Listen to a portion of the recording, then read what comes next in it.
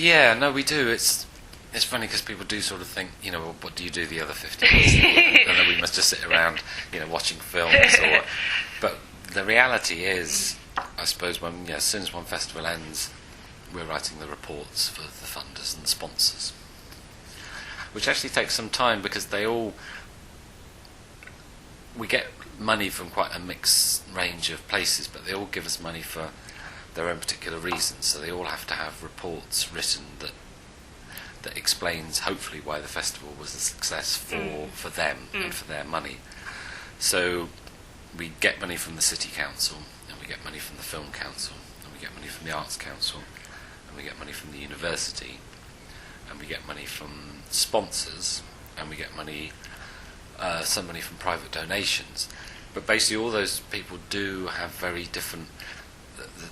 what the City Council wants to see in a festival is not necessarily the same as what the Film Council wants to see, which is certainly not the same as what the Arts Council wants to see. And then sponsors, have their own thing about branding and, being associated with a sort of winning brand and all those kind of things. So all those things take a long time to set up meetings and negotiations and funding applications, and all of that goes on throughout the year, and sometimes, right up until the festival starts, with sponsorship which is being negotiated, sometimes in the days before the festival begins. There's always trying to sort of work with the press across the year as well, just to develop interest in sort of local press, but also nationally and internationally, just making sure that people are aware.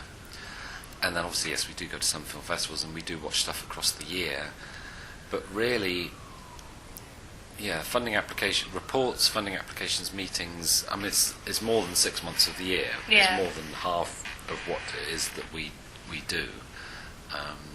And we've started already planning for next year, because it's and obviously to some extent we had started before this festival even started. We've been planning next year, and to some extent the year after, because you have to, with some of the special programs, you have to plan them a long way in advance.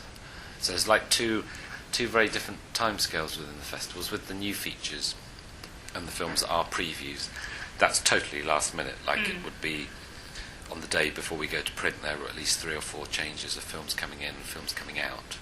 So that's very, very last minute, because it's all about release schedules of the films. And then other bits of the programme, like Dreaming in Colour, and because that involved a performance of Blue on World AIDS Day, something like that is planned at least a